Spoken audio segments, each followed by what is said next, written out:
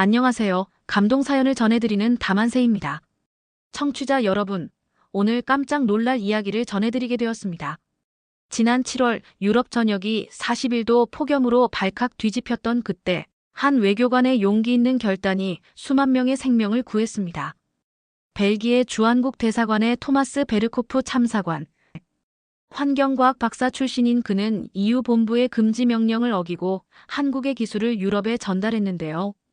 당시 EU에서는 이를 반역이라고 불렀지만 결과는 굉장했습니다. 외교관으로서는 배신자였지만 인간으로서는 생명을 구한 영웅이 된 한 남자의 이야기. 조국을 배신한 애국자 토마스 베르코프의 감동적인 사연을 들어보시겠습니다. 구독과 좋아요를 눌러주시면 다만세의 이야기를 빠르게 받으실 수 있어요. 안녕하세요. 저는 토마스 베르코프입니다. 47살이고 벨기에 주한국 대사관에서 과학기술 담당 참사관으로 일하고 있어요. 환경과학 박사 출신으로 지난 20년간 유럽의 기후 정책을 설계하는 일에 매진해 왔습니다. 2025년 7월 15일 인천공항 귀빈실에서 이 이야기를 시작하게 되었네요. 원래는 브뤼셀에서 열리는 EU 긴급 기후대응 회의에 참석하기 위해 오늘 아침 비행기를 타야 했습니다. 하지만 지금 제가 앉아 있는 이곳에서 유럽행 모든 항공편이 무기한 연기되었다는 안내방송이 계속 흘러나오고 있어요. 창밖으로 보이는 서울의 하늘은 찌는 듯한 41도의 폭염 속에서도 맑습니다. 공항 직원들은 평상시와 다름없이 업무를 보고 있고 승객들도 별다른 혼란 없이 대기하고 있어요. 이상하게도 이 정도 기온이라면 유럽에서는 국가 비상사태가 선포되어야 하는데 말이죠. 핸드폰으로 브뤼셀의 상황을 확인하니 심각함을 넘어 참혹한 수준이었습니다. 독일에서는 철도 선로가 열팽창으로 휘어져 전국 기차 운행이 전면 중단되었어요.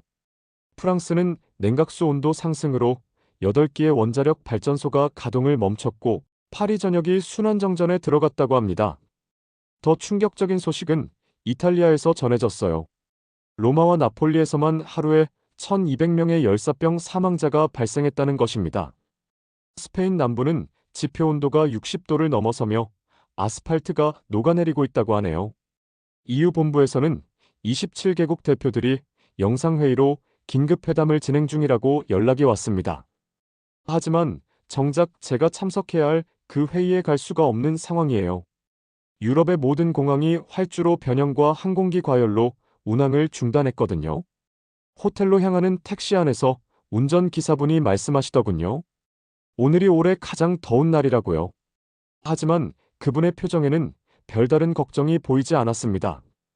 오히려 에어컨을 적당히 틀어놓고 여유롭게 운전하고 계셨어요. 택시 창밖으로 보이는 서울 시내는 41도의 폭염 속에서도 평상시와 크게 다르지 않아 보였습니다. 버스 정류장에는 대형 그늘막이 설치되어 있었고 사람들이 그 아래에서 편안하게 버스를 기다리고 있었어요. 지하철 입구에서는 미세한 물안개가 뿜어져 나와 시원함을 제공하고 있었습니다. 호텔에 체크인하면서 프런트 직원에게 물어봤어요. 이 정도 더위면 시민들이 힘들어하지 않느냐고요. 그 직원은 웃으며 대답했습니다. 여름이니까 당연히 덥죠. 하지만 준비를 잘 해놓았거든요. 저녁에 호텔방에서 유럽의 뉴스를 계속 확인했습니다. 상황은 시간이 갈수록 악화되고 있었어요. 벨기에에서도 브뤼셀 왕궁 앞 광장에 응급 의료진이 배치되었다는 소식이 들려왔습니다.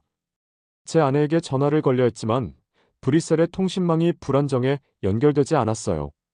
밤이 되어도 서울의 거리에는 사람들이 나와 있었습니다. 한강공원에서는 가족들이 돗자리를 펴고 피크닉을 즐기고 있더군요. 이 모든 것이 저에게는 하나의 수수께끼였습니다.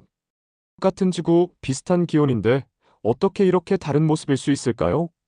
다음 날인 7월 16일 아침, 호텔에서 나와 서울 시내를 직접 걸어보기로 했습니다. 온도계는 이미 41도를 가리키고 있었어요. 유럽이라면 모든 사람이 실내에 숨어 있어야 할 기온인데 서울의 거리는 생각보다 활기찼습니다. 지하철 입구로 내려가는 순간 놀라운 광경을 목격했어요. 계단 곳곳에서 시원한 바람이 불어나오고 있었거든요. 지하철역 안은 마치 거대한 냉방시설 같았습니다. 승객들은 더위에 지친 기색 없이 평상시처럼 지하철을 이용하고 있었어요. 전동차에 올라타니 좌석마다 개인 냉풍기가 설치되어 있었습니다. 창밖으로 보이는 지하 터널에도 특이한 설비들이 눈에 띄었어요. 벽면을 따라 파이프들이 설치되어 있고 일정 간격마다 냉각 장치가 작동하고 있는 것 같았습니다. 지상으로 올라와 시내 중심가를 걸어봤어요. 가장 인상적이었던 것은 도로 위에 설치된 미스트 터널이었습니다. 버스나 택시가 지나갈 때마다 자동으로 작동해서 차량의 온도를 낮춰주고 있었거든요. 사람들은 그 터널을 지날 때 잠깐이나마 시원함을 느낄 수 있었어요. 건물들도 특별했습니다. 모든 건물의 외벽이 햇빛을 반사하는 특수 코팅으로 처리되어 있었고 1층은 대부분 시민들에게 개방된 냉방 공간으로 운영되고 있었어요. 은행이든 상점이든 상관없이 누구나 들어가서 더위를 식힐 수 있게 되어 있었습니다. 횡단보도마다 대형 그늘막이 설치되어 있어서 신호를 기다리는 동안에도 직사광선을 피할 수 있었습니다. 그늘막 위에는 태양광 패널이 달려 있어서 전력도 생산하고 있더군요. 정말 일석이조의 시설이었어요. 점심시간에 식당에 들어갔습니다. 놀랍게도 많은 사람들이 뜨거운 국물 요리를 먹고 있었어요. 제가 의아해하자 옆자리 시민이 설명해 주시더군요. 뜨거운 것을 먹어야 몸이 스스로 체온을 조절한다고 하시면서 이것이 한국의 전통적인 더위 극복법이라고 알려주셨습니다. 오후에는 한국환경부에 연락을 시도해 봤어요. 이런 놀라운 시스템에 대해 더 자세히 알고 싶었거든요. 하지만 곧바로 브뤼셀 EU 본부에서 연락이 왔습니다. 독단적인 행동을 하지 말라는 강력한 지시였어요. EU 의장 사무실에서 온 메시지는 명확했습니다. 어떤 경우에도 한국 정부와 공식적인 접촉을 하지 말 것. 유럽의 자존심을 지켜야 한다는 것이 그들의 입장이었어요. 하지만 저는 이해할 수 없었습니다. 시민들이 죽어가고 있는데 자존심이 무슨 소용이 있을까요? 저녁에 한강공원을 방문했습니다. 41도의 저녁인데도 수많은 사람들이 나와 있었어요. 강변에는 거대한 미스트 분수가 작동하고 있었고 곳곳에 냉방 텐트가 설치되어 있었습니다. 아이들은 물놀이를 하고 어른들은 그늘에서 치킨과 맥주를 즐기고 있었어요. 공원 지하에는 완전히 다른 세계가 있었습니다. 지하 1층 전체가 냉방시설로 되어 있어서 화장실, 샤워실, 휴게실이 완비되어 있었어요. 무료로 이용할 수 있는 이 공간에서 많은 시민들이 더위를 피하고 있었습니다. 밤이 되자 더욱 신기한 현상을 목격했어요. 도시 전체에서 미세한 물안개가 피어오르기 시작한 거예요. 새벽 미스트 시스템이라고 하더군요. 도시 전체의 온도를 낮추기 위해 밤사이 작동하는 시설이었습니다. 호텔로 돌아와서 유럽의 상황을 다시 확인해 봤습니다. 상황은 더욱 악화되어 있었어요. 독일에서는 아우토반 절반이 통행 금지되었고 프랑스에서는 하루 사망자가 3,000명을 넘어섰다는 소식이었습니다. 같은 지구, 비슷한 기온인데 이렇게 다른 결과가 나올 수 있다는 것이 믿기지 않았어요. 제가 20년간 설계해온 유럽의 기후 정책이 얼마나 부족했는지 깨닫게 되는 하루였습니다. 한국은 준비되어 있었고 유럽은 그렇지 못했어요. 7월 18일 아침, 더 이상 기다릴 수 없다는 생각이 들었습니다. EU 본부의 지시를 어기고라도 한국의 시스템을 직접 확인해야겠다고 결심했어요. 과학자로서의 양심이 외교관으로서의 의무보다 앞섰습니다. 한국환경부에 직접 전화를 걸어 면담을 요청했어요. 처음에는 공식 채널을 통해 신청하라는 답변이 돌아왔지만 제가 환경과학 박사이며 유럽의 긴급 상황을 설명하자 태도가 바뀌었습니다. 오후 2시에 세종시 정부청사에서 만나자는 약속을 잡을 수 있었어요. 세종시로 가는 KTX에서도 놀라운 것들을 발견했습니다. 기차 외벽이 특수 반사 코팅으로 처리되어 있어서 만져봐도 전혀 뜨겁지 않았어요.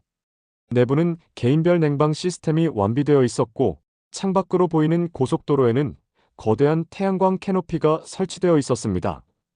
정부청사에 도착해서 안내받은 곳은 지하 7층이었습니다.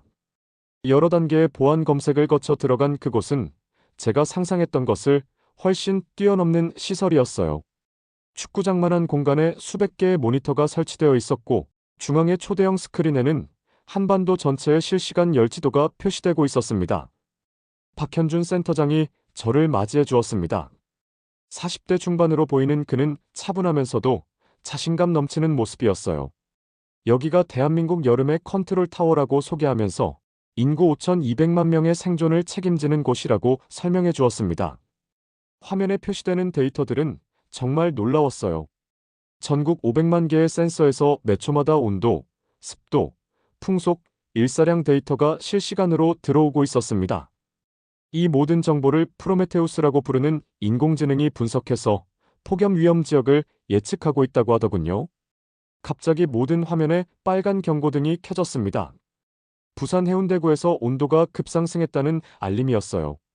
수십 명의 직원들이 일제히 움직이기 시작했고, 박 센터장은 침착하게 대응 지시를 내렸습니다. 미스트 시스템 최대 출력, 공공건물 긴급 개방, 시민 대피 알림 발송이 순식간에 이루어졌어요. 10분 만에 상황이 안정되었습니다. 실시간 CCTV를 통해 시민들이 질서정연하게 가까운 건물로 대피하는 모습을 볼 수 있었어요. 박 센터장은 이런 일이 여름에 하루 평균 50건 정도 발생한다고 말했습니다. AI가 미리 예측하면 30건 정도는 예방할 수 있다고 하더군요. 에너지 관제실에서는 더욱 놀라운 시스템을 봤습니다. 전국의 전력 생산량과 소비량이 실시간으로 표시되고 있었고, AI가 어느 지역에 얼마나 전력이 필요한지 미리 예측해서 배분하고 있었어요. 낮에 남는 태양광 전력은 배터리에 저장했다가 밤에 사용하는 시스템도 인상적이었습니다. 가장 충격적이었던 것은 요금 시스템이었어요. 기초생활수급자 가구는 여름 넉 달간 전기요금이 완전 무료였습니다. 일반 가구도 기본 사용량까지는 킬로와트 시당 30원으로 유로로 환산하면 거의 공짜 수준이었어요.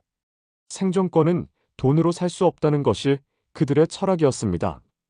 의료 대응실에서는 열 취약계층을 실시간으로 모니터링하고 있었어요. 독거노인, 만성질환자, 야외 근로자들의 위치와 위험도가 익명화되어 표시되고 있었습니다. 한 점이 깜빡이기 시작하자 즉시 구급대가 출동했어요. 작년에 이 시스템으로 3,412명을 구했다고 하더군요. 박 센터장은 마지막으로 미래 예측시를 보여주었습니다. 2050년 시뮬레이션에서는 최고 기온이 55도까지 올라갈 것으로 예상되었어요. 그래서 지하도시 확장, 해상 거주 시설, 극지방 이주 프로그램까지 준비하고 있다고 설명했습니다. 20년 전부터 준비했다는 박 센터장의 말이 계속 머릿속에 맴돌았어요. 유럽이 회의만 하고 있을 때 한국은 이미 시스템을 구축하고 있었던 거죠. 제가 그동안 얼마나 안일했는지 깨닫게 되었습니다. 정부 청사를 나오면서 휴대폰을 확인하니 EU 본부에서 여러 차례 연락이 와 있었어요. 제가 무단으로 한국 정부와 접촉한 것을 알아낸 것 같았습니다. 즉시 귀국하라는 명령이 기다리고 있었어요. 7월 20일 서울로 돌아와서도 마음이 무거웠습니다. EU 본부에서는 계속해서 즉시 귀국하라는 연락이 오고 있었지만 여전히 유럽행 항공편은 모두 취소된 상태였어요.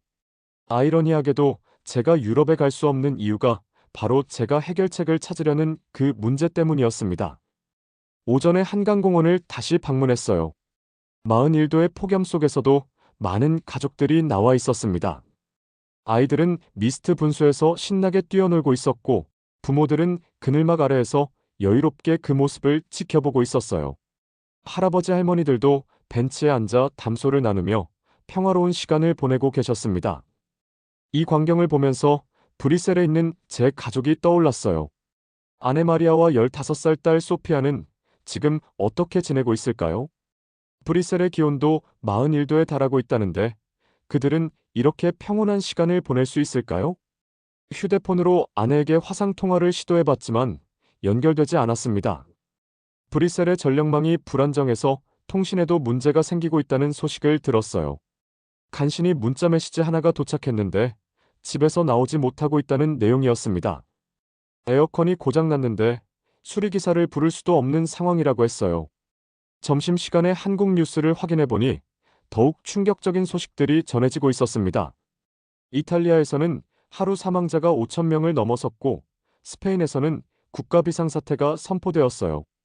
독일에서는 병원들이 환자를 수용할 수 없어서 체육관과 학교를 임시 의료시설로 개방했다고 합니다.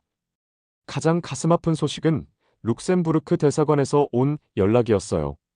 함께 일하던 동료인 피에르 뒤부와 참사관이 열사병으로 쓰러져 의식불명 상태라는 것이었습니다. 피에르는 저보다 3살 어린 친구로 두 아이의 아버지였어요.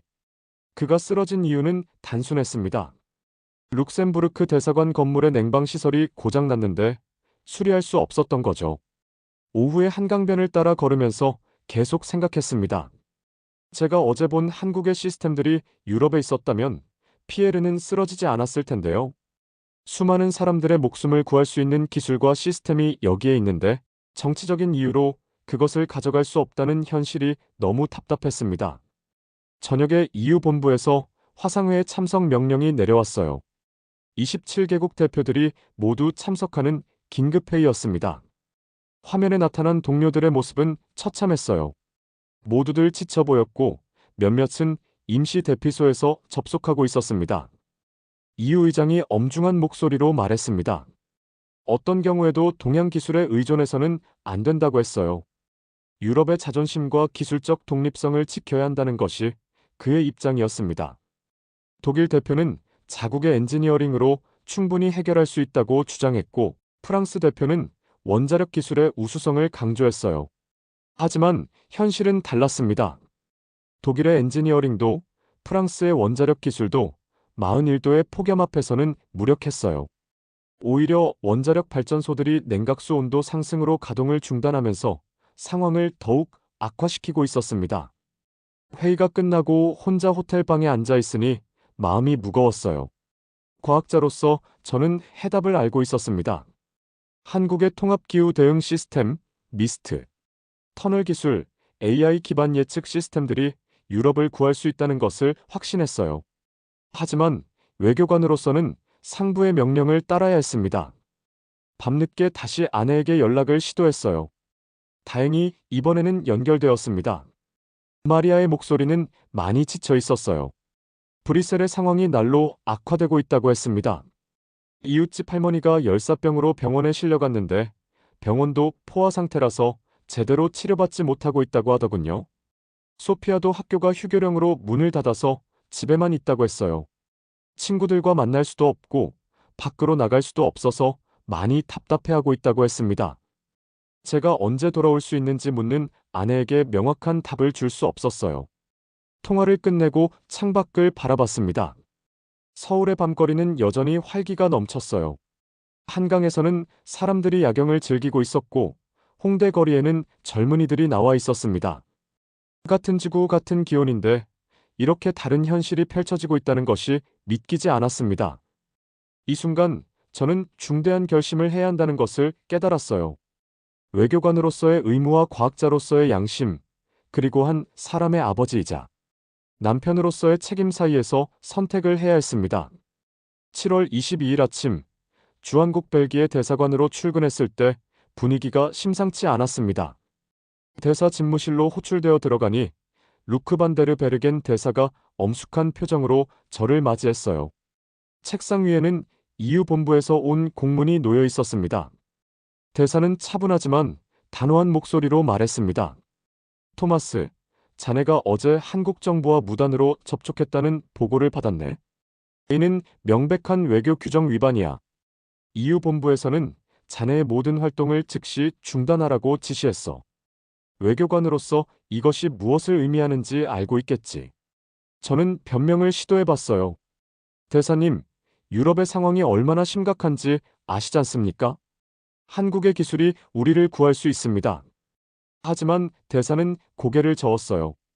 그는 30년간 외교관으로 일해온 베테랑이었지만 이번만큼은 융통성을 발휘할 수 없다는 입장이었습니다. 자네의 개인적인 판단이 아무리 옳다고 생각해도 우리는 국가를 대표하는 외교관이야. 상부의 명령에 따르는 것이 우리의 의무라고. 자네의 여권을 보관하겠네. 귀국 항공편이 재개되는 즉시 브뤼셀로 돌아가야 해. 점심시간에 대사관 식당에서 혼자 앉아 있을 때 현지 직원인 김미영 씨가 조심스럽게 다가왔어요. 그녀는 10년 넘게 대사관에서 일해온 분으로 한국과 유럽의 상황을 모두 잘 알고 있었습니다. 참사관님, 유럽 뉴스를 봤는데 정말 심각하더군요. 한국 기술이 도움이 될 텐데 아쉽습니다. 김 씨의 말을 들으면서 오후에 한국 뉴스를 다시 확인해 봤어요. 상황은 시간이 갈수록 악화되고 있었습니다. 이탈리아에서는 하루 사망자가 400명을 넘어섰고 로마의 모든 병원이 포화 상태에 이르렀다고 했어요. 프랑스에서는 파리 시내 절반이 정전으로 마비되었고 루브르 박물관이 작품 보호를 위해 무기한 휴관한다는 소식도 들려왔습니다. 가장 충격적인 소식은 벨기에에서 온 것이었어요. 브뤼셀에서도 하루 사망자가 500명을 넘어섰다는 것입니다. 제가 살고 있는 동네인 익셀레스 지역에서만 9명이 숨졌다고 했어요. 그 중에는 제가 아는 이웃들도 있을 것 같아서 마음이 무거웠습니다. 오후 4시경 룩셈부르크 대사관에서 연락이 왔어요. 피에르 뒤부아 참사관이 결국 세상을 떠났다는 소식이었습니다. 43살의 젊은 외교관이 두 아이의 아버지가 단순히 더위 때문에 목숨을 잃었다는 것이 믿기지 않았어요. 만약 룩셈부르크 대사관에 한국식 냉방 시스템이 있었다면 피에르는 살 수 있었을 텐데요. 저녁에 박현준 센터장에게 개인적으로 연락했어요. 공식적인 만남은 불가능하지만 적어도 작별 인사는 드리고 싶었습니다. 그는 이태원의 한 조용한 카페에서 만나자고 했어요. 한국의 전통차를 마시면서 우리는 진지한 대화를 나눴습니다. 센터장님은 말했어요. 참사관님, 정치와 과학은 다릅니다. 과학에는 국경이 없어요. 기후위기 앞에서 우리는 모두 같은 인간일 뿐입니다. 저는 그의 말에 깊이 공감했어요. 20년간 환경과학을 연구해 오면서 늘 느꼈던 것이지만 자연 앞에서 인간의 정치적 경계는 의미가 없었습니다. 박 센터장은 조심스럽게 제안했어요. 만약 도움이 필요하시다면 언제든 연락하세요. 우리는 기술을 숨기지 않습니다. 인류의 생존이 더 중요하니까요. 그의 눈에서 진정성을 느낄 수 있었어요. 이 사람은 정말로 생명을 구하고 싶어하는 과학자였습니다. 카페를 나와 대사관으로 돌아가는 길에 결심이 섰습니다.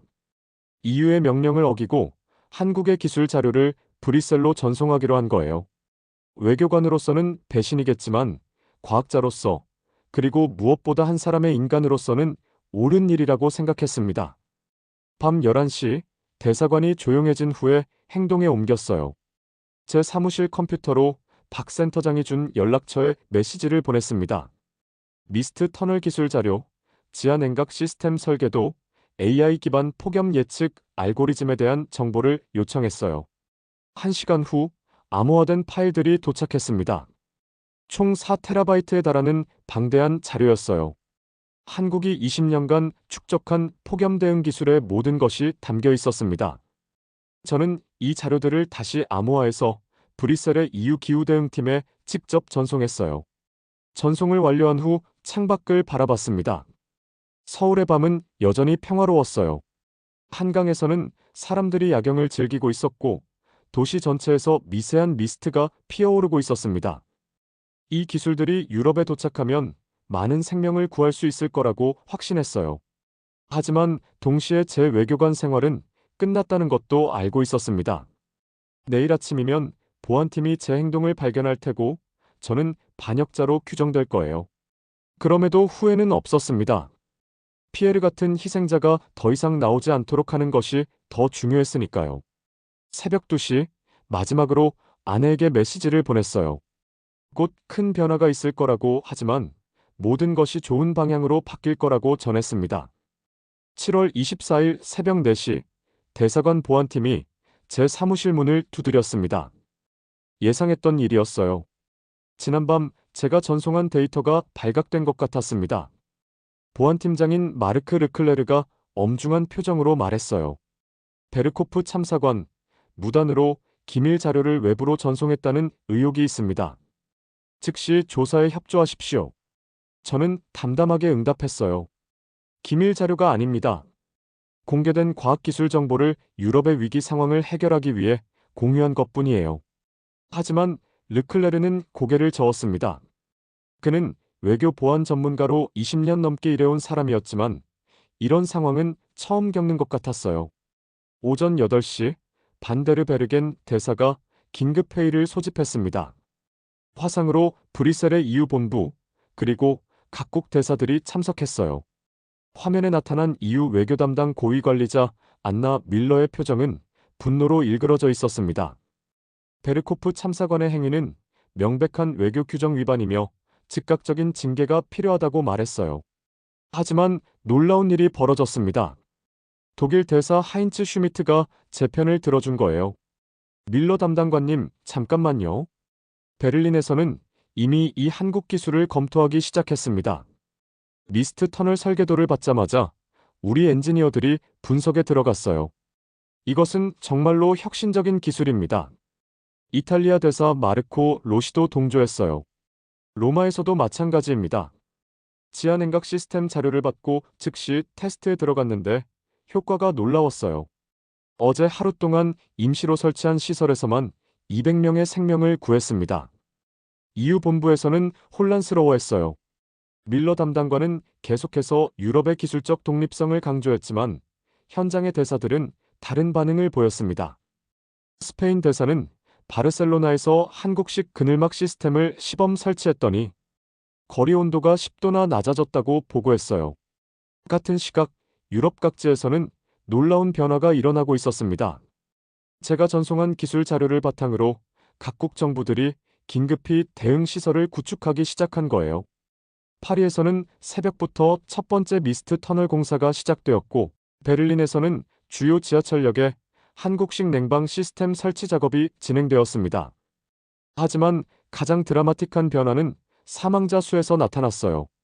어제까지 하루 8,000명이던 유럽 전체 폭염 사망자가 오늘은 3,000명으로 줄어들었습니다. 단 하루 만에 5,000명의 생명을 구한 셈이었어요. 이 수치를 보고 EU 본부의 분위기도 조금씩 바뀌기 시작했습니다. 오후에 박현준 센터장에게서 연락이 왔어요. 참사관님 덕분에 많은 생명이 구해지고 있습니다. 한국 정부에서는 추가 기술 지원을 준비하고 있어요. 유럽과의 정식 협력 채널을 만들고 싶다고 하더군요. 저는 감사하면서도 복잡한 심정이었어요. 제 행동이 옳았다는 것을 확인받았지만 여전히 반역자라는 딱지는 남아 있었으니까요. 저녁에 놀라운 소식이 들려왔습니다. 독일 총리 올라프 슐츠가 긴급 기자회견을 열어 한국과의 기술 협력을 공식 발표한 거예요. 자존심보다 생명이 중요하다며 독일은 한국의 기후 적응 기술을 전면 도입하겠다고 선언했습니다. 이어서 이탈리아 총리 조르자 멜로니도 비슷한 발표를 했어요. 로마와 나폴리에 한국식 통합 냉방 시스템을 구축하겠다고 했습니다. 프랑스 대통령 에마뉘엘 마크롱도 파리 전역에 미스트 터널 네트워크를 설치하겠다고 발표했어요. 하지만 EU 본부에서는 여전히 제게 징계를 내리려 했습니다.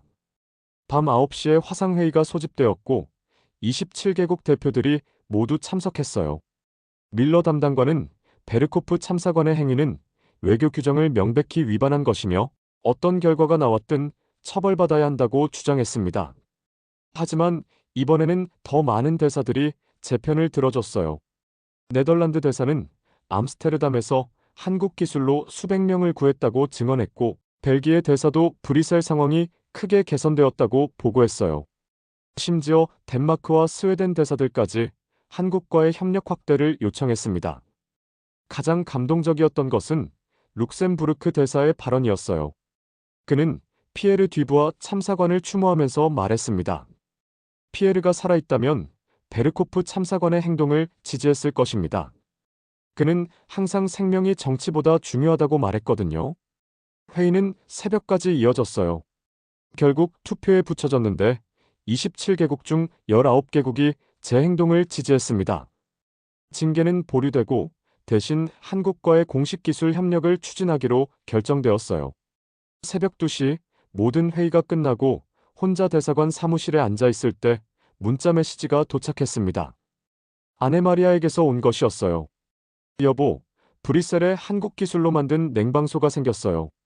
소피아와 함께 그곳에서 하루를 보냈는데 정말 시원했어요. 당신이 한 일을 자랑스러워해요. 창밖으로 서울의 새벽이 밝아오고 있었습니다.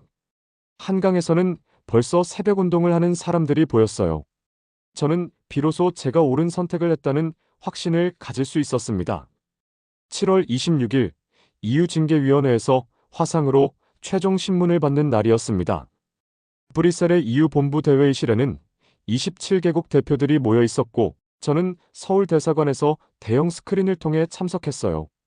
마치 역사적인 재판을 받는 기분이었습니다. 징계위원장인 핀란드 대표 마티 바나넨이 회의를 시작했어요. 토마스 베르코프 참사관, 당신은 EU의 공식 지침을 위반하고 무단으로 제3국 기술을 도입했습니다. 이에 대한 최종 변론을 들어보겠습니다. 저는 차분하게 답변했어요.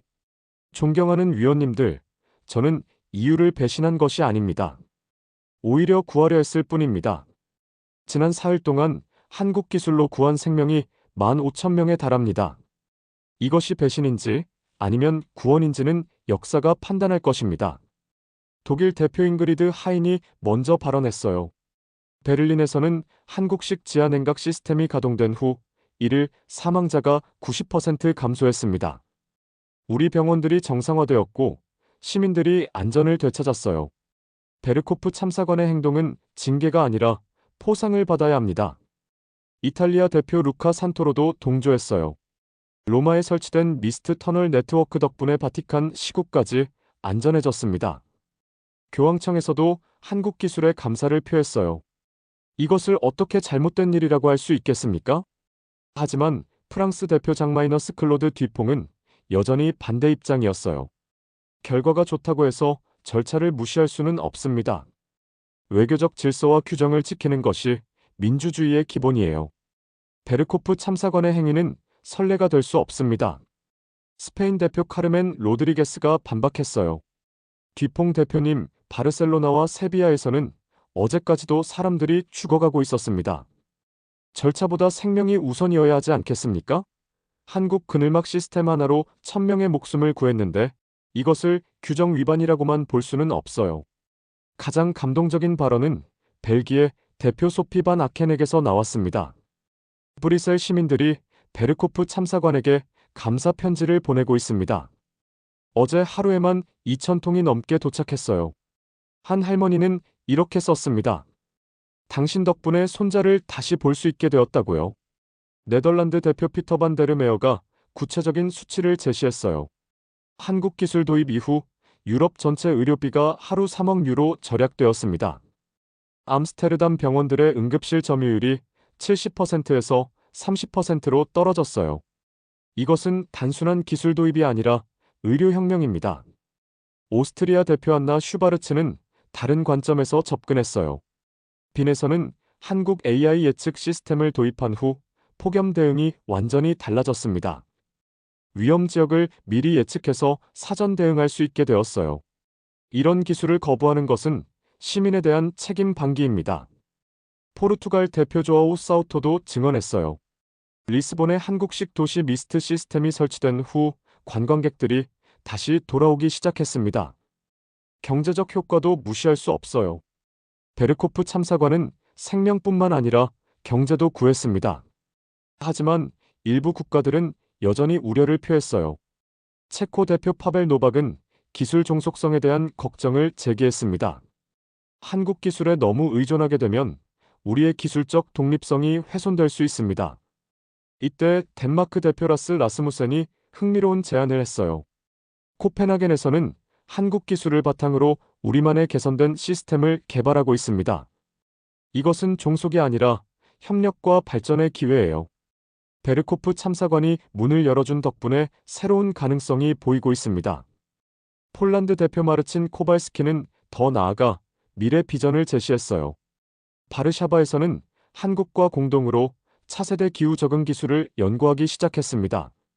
이것은 유럽의 새로운 성장 동력이 될 수 있어요. 투표에 앞서 룩셈부르크 대표 자크 로트가 마지막 발언을 했어요. 피에르 뒤부아 참사관을 추모하면서 말씀드립니다. 그는 항상 과학에는 국경이 없다고 했어요. 베르코프 참사관이 한 일은 바로 그런 정신의 실현입니다. 최종 투표 결과는 찬성 21표, 반대 6표였어요. 압도적인 지지로 제 행동이 정당화되었습니다. 징계는 전면 취소되고 대신 한국과의 기술 협력을 공식 추진하기로 결정되었어요. 바나넨 위원장이 최종 결론을 발표했습니다. 토마스 베르코프 참사관의 행동은 형식상 규정을 위반했으나 그 결과는 유럽 시민의 생명을 구하는 것이었습니다. 특별히 EU-한국 기후협력 특별대사로 임명하여 향후 협력을 총괄하게 하겠습니다. 화상회의가 끝나고 박현준 센터장에게서 축하 연락이 왔어요. 참사관님, 진정한 용기를 보여주셨습니다. 한국 정부에서는 공식적으로 EU와의 협력 확대를 발표할 예정이에요. 앞으로 더 많은 생명을 함께 구해나갑시다. 저녁에 아내 마리아와 화상 통화를 했어요. 브뤼셀의 상황이 완전히 달라졌다고 했어요. 거리마다 한국식 냉각 시설이 설치되고 사람들이 다시 밖으로 나오기 시작했다고 하더군요. 소피아도 친구들과 다시 만날 수 있게 되어서 행복해한다고 했습니다. 그날 밤 한강을 바라보며 생각했어요. 제가 한 선택이 단순히 기술을 전달한 것이 아니라 새로운 문명의 패러다임을 열어준 것일지도 모르겠다는 생각이 들었습니다. 8월 15일 서울에서 열린 제1회 국제기후협력회의 개막식에 기조연설자로 서게 되었습니다. EU-한국 기후협력 특별대사라는 새로운 직책을 맡은 지 20일이 지난 시점이었어요. 한강이 내려다보이는 국제회의장에는 전 세계 80개국 대표들이 모여 있었습니다. 연단에 서면서 지난 한 달을 돌아봤어요. 제가 전송한 한국의 기술로 유럽은 완전히 변했습니다. 파리에는 300개의 미스트 터널이 설치되었고 베를린에서는 지하 도시 냉각 네트워크가 가동되기 시작했어요. 로마와 바르셀로나에서는 한국식 통합 관제 시스템이 도입되어 실시간으로 시민 안전을 모니터링하고 있었습니다. 가장 놀라운 변화는 사망률이었어요. 한국 기술 도입 이전 유럽의 일일 폭염 사망자는 8,000명에 달했지만 지금은 200명 이하로 줄어들었습니다. 97% 감소라는 기적 같은 결과였어요. 의료진들은 이를 두고 현대의학사의 혁명이라고 평가했습니다. 기조연설을 시작했어요. 존경하는 각국 대표 여러분, 저는 한 달 전 외교관으로서는 배신자였지만 인간으로서는 생명을 구하려 했던 토마스 베르코프입니다. 오늘 이 자리에서 새로운 문명의 기준에 대해 말씀드리고 싶습니다. 진정한 선진국은 GDP나 군사력으로 측정되지 않습니다. 시민 한 명 한 명을 지킬 수 있는 능력으로 평가되어야 해요.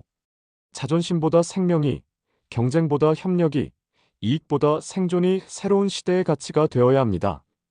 연설 도중 각국 대표들의 반응이 인상적이었어요.